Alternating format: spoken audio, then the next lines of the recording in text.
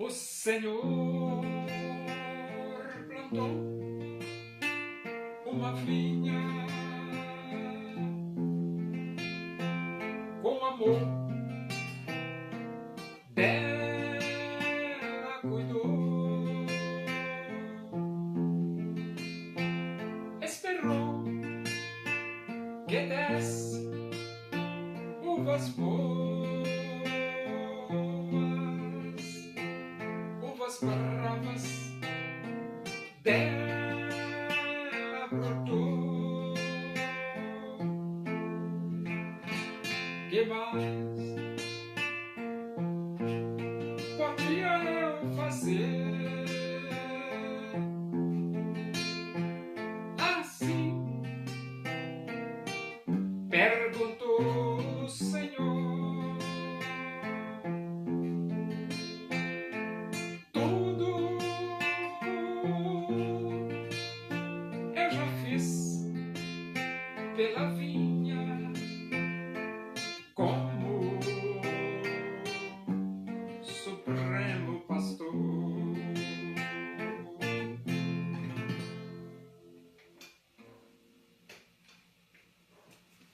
Vamos abrir a Bíblia Sagrada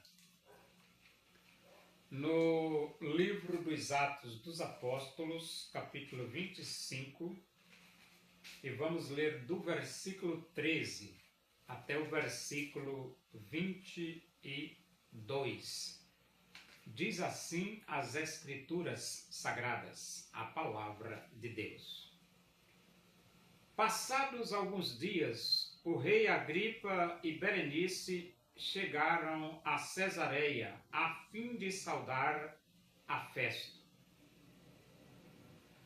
Como se demorassem ali alguns dias, Festo expôs ao rei o caso de Paulo, dizendo: Félix deixou aqui preso certo homem, a respeito de quem os principais sacerdotes e os anciãos dos judeus apresentaram queixa, estando eu em Jerusalém, pedindo que o condenasse. A eles respondi que não é costume dos romanos condenar quem quer que seja, sem que o acusado tenha presentes os seus acusadores e possa defender-se da acusação. De sorte que, chegando eles aqui juntos, sem nenhuma demora, no dia seguinte, assentando-me no tribunal, determinei fosse trazido o homem. E levantando-se os acusadores, nenhum delito referiram dos crimes que eu suspeitava. Traziam contra ele algumas questões referentes à sua própria religião e particularmente a certo morto chamado Jesus que Paulo afirmava estar vivo. Estando eu perplexo quanto ao modo de investigar estas coisas, perguntei-lhe se queria ir a Jerusalém para ser ali julgado a respeito disso. Mas, havendo Paulo apelado para que ficasse em custódia para o julgamento de César, ordenei que o acusado continuasse detido até que eu o enviasse a César. Então Agripa disse a Festo: eu também gostaria de ouvir este homem. Amanhã, respondeu ele, o ouvirás. Então o Agripa ele foi visitar Pórcio Festo. Ele queria dar as suas congratulações, porque Pórcio Festo estava assumindo o governo, estava assumindo a direção daquele comarca. Só que o Agripa, ele demorou um pouco, né? Ele foi saudar Festo e demorou um pouquinho lá e terminou o Pórcio Festo contando para Agripa sobre a situação de Paulo. Deixaram preso aí. E ele falou a respeito de Paulo para o Agripa e Berenice. E a reação de Agripa foi o seguinte: olha, rapaz, eu também gostaria de ouvir este homem. E já que Agripa e Berenice gostaria também de ouvir o apóstolo Paulo, o Pórcio Festo disse: não tem problema, você vai ouvir. As acusações que eu imaginei que eles queriam fazer contra Paulo, nenhuma dessas saiu. Eles estavam acusando Paulo com relação a algumas coisas lá da religião deles lá. E outra coisa que eles queriam acusar Paulo é com relação a um certo morto chamado Jesus, que eles afirmam que está morto e Paulo afirma que está vivo. E eu, como governador, Pórcio Festo, fiquei assustado esse negócio de discutir com o negócio de religião e discutir a respeito de uma pessoa morta. Eles dizem que Jesus está morto, Paulo diz que está vivo. Como é que eu vou resolver uma situação dessa? Não tem como resolver. Então a coisa estava tão complicada para o Pórcio Festo que ele perguntou se Paulo queria ir a Jerusalém para ser julgado lá. Por quê? Porque já que se tratava de questões religiosas, melhor que Jerusalém era o centro lá do sinédrio, da religião, de tudo, e lá era melhor fazer esse julgamento. Só que Paulo não aceitou. Paulo não aceitou porque Paulo já sabia que eles estavam dispostos a armar uma cilada contra ele e matá-lo antes de chegar a Jerusalém. Então Paulo apelou para César, né? E tendo apelado para César, agora Paulo vai para Roma, né? E ele diz assim: a eles respondi que não é costume dos romanos condenar quem quer que seja, sem que o acusado tenha presentes os seus acusadores e possa defender-se da acusação. Então, veja aqui o direito romano, né? No direito romano, as pessoas tinham o direito de se defender, os acusadores presentes, o acusado presente, e o direito de se defender, o direito romano. A Constituição da República Federativa do Brasil também dá o direito, né, do acusado se defender.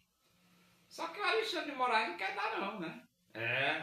Tá cortando palavra de advogado, tá evitando que as testemunhas não estejam presentes, como o Fábio Shaw, né? Não quis estar presente, porque disse que estava de férias, não sei o quê, quer dizer, inventando desculpa, né?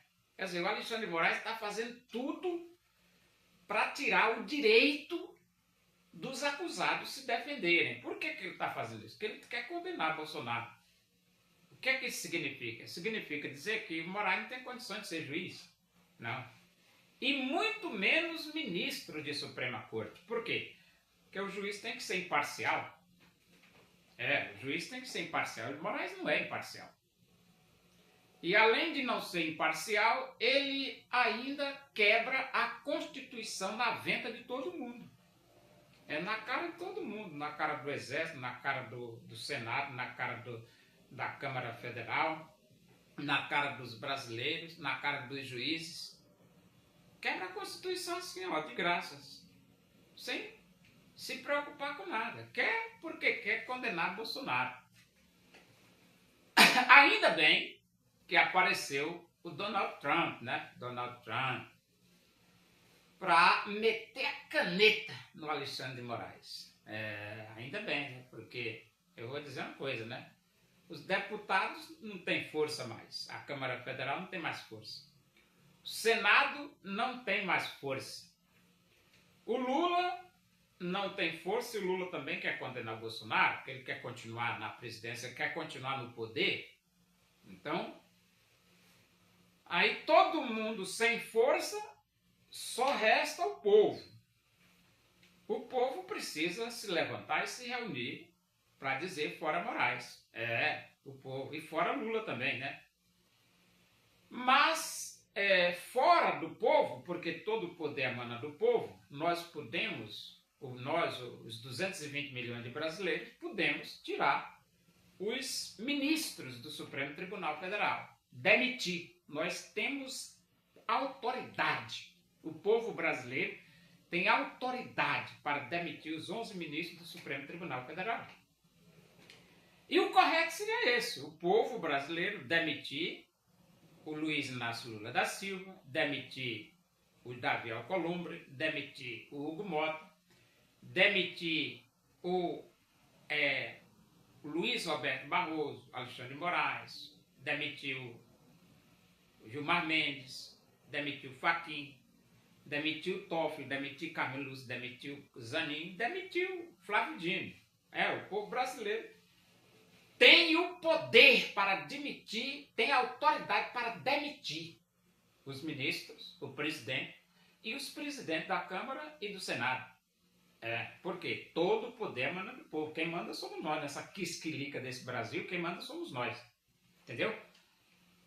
O Alexandre de Moraes não manda em nada. Davi Alcolumbre não manda em nada. Hugo Mota não manda em patavisca nenhuma. E muito menos o Lula. Quem manda é o povo. O povo. E como as Forças Armadas diz que as Forças Armadas é um braço armado do povo brasileiro, como é que o povo age? O povo age através das Forças Armadas. É só o povo se levantar, se reunir e autorizar as Forças Armadas a algemar essa negrada aí toda. E é de obrigação das Forças Armadas algemar essa negrada. Algemar todo mundo. Por quê? Porque é a obrigação. Porque todo o poder emana do povo. Nós podemos dar uma carta branca para o Exército Brasileiro, o povo, os 220 milhões de brasileiros, pode dar uma carta branca para o Exército Brasileiro, para a Marinha Brasileira e para a Aeronáutica Brasileira algemar as 14 maiores autoridades da nação brasileira. Por quê? Só assim o Brasil vai ter paz. Enquanto tiver essa negrada aí no poder, não vamos ter paz. Porque eles querem fazer tudo errado. Tudo errado. Como é que se dá 14 anos de prisão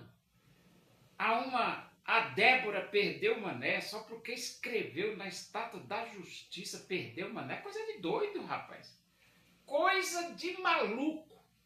Então, nós estamos vivendo em um momento de loucuras governamentais. O Brasil está assim agora, loucuras governamentais. Porque louco, eu conhecia louco, né? Mas eu conhecia louco no manicômio, né? Hoje não, hoje eu estou vendo louco no Supremo Tribunal Federal, no Executivo e no Legislativo. É louco nas estruturas governamentais. Estamos vivendo um momento de maluquice total. E então Paulo pediu para ser julgado perante o tribunal de César. E o Pórcio Festo diz: para César apelaste, para César irás. Muitos tinham dinheiro para Jesus ofertar. Daquilo que lhe sobrava, quiseram a Jesus doar. Uma viúva pobre foi a Jesus ofertar, lançou ali 2 pequenas moedas, seu nada. Oremos. Agradecemos a Deus por esses momentos na tua presença e que o amor de Deus, a graça do nosso Senhor Jesus Cristo, a comunhão e a consolação do Espírito de Deus seja com todos nós aqui, com todo o teu povo em toda a face da terra, hoje e para sempre. Amém. Boa tarde, que Deus vos abençoe.